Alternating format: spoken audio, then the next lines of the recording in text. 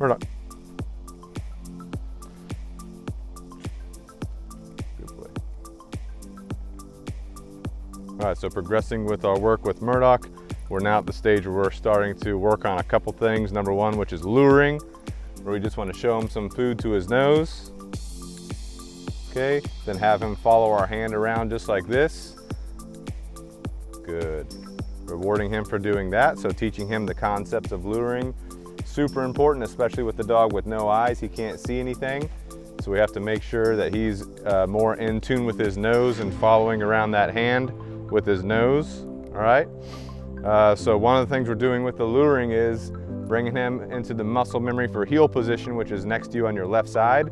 So all I do is I bring him next to me. I do want him touching me because I'm going to be also using his sense of touch to know that he's inside a good heel position. So all I do is I start the lure, bring him around to my left side like I would do with any dog, but then I kind of tuck him up against my left side where I want his head and shoulder region actually making contact with my left leg before I give the reward to him, and then just building up repetitions of that. I'm also using my leg with the leash a little bit just to provide some guidance to him so he knows to follow that leash, okay?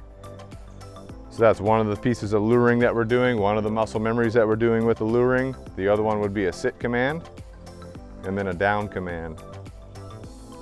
So all I do whenever he's ready here, I just show the food to his nose, bring his nose up and over, and his butt should start coming down a little bit for a good sit position, okay? Good.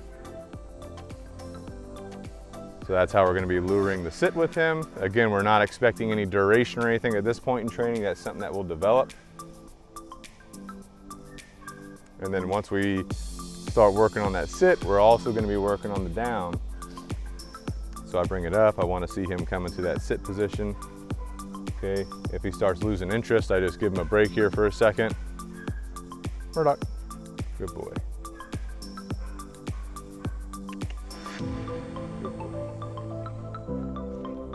So I want to get him into that sit.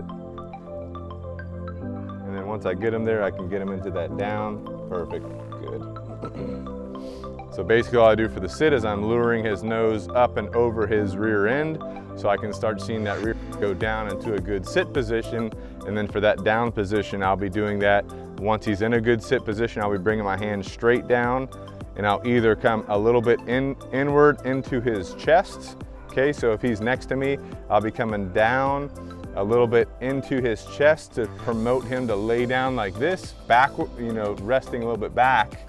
Or if that's not working that well, I'll be bringing the food straight down a little bit forward to encourage him to lay down in type of a crawling motion, okay? So those are the two ways that I'm gonna develop that down as time goes on, okay? So again, just compiling upon everything we're already doing. But now we're in the luring phase. So I wanna see that good sit position like I already talked about. If he's struggling with it, it's okay. I can also reward him for good effort, okay? Good. So at this phase in training, we're not too concerned about being super strict on things. We're not too concerned about duration in behaviors like sitting or downing or heeling. All we're doing is we're wanting him to get used to the muscle memory required for all these different positions. And if he starts to check out on me, like he's starting to check out a little bit, then all I'm gonna do is just end the session if he starts checking out too much, okay? Good. But if he starts showing me some attention like he just did, then he kind of blows me off a little bit. That means he's pretty much tanked mentally, maybe physically, all right? And then we can end the session, okay?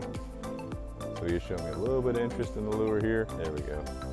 So I'll just reward him that one for following the lure. So again, keep in mind, keep it slow, take your time, keep your training progression in your mind. Don't rush this process, especially with a dog that has no eyes. That's degraded on one of their major senses as a dog, okay? If you guys have any questions, let us know. Appreciate y'all watching.